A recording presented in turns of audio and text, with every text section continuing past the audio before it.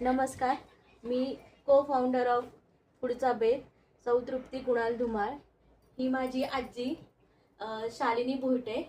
तर आज आपण तिच्या हातच्या भाकरवडी ही रेसिपी मी स्वतः शिकत आहे, स्वतः प्रॅक्टिकल करून बघत आहे. तर मी कंटिन्यू करते आजीकडे. आजी, तू सांग आता की आपल्याला कसं करायचंय, काय करायचंय. आम्ही ह्याप्रमाणे आजीने मला दाखवून दिल्याप्रमाणे हे मी प्रमाण घेतलेलं आहे. आणि ही भाकरवडी चितळेच्या भाकरवडीला सुद्धा मागे पडेल अशी अप्रतिम ह्याची टेस्ट आहे. हरभऱ्याच्या डाळीची. हरभऱ्याच्या डाळीची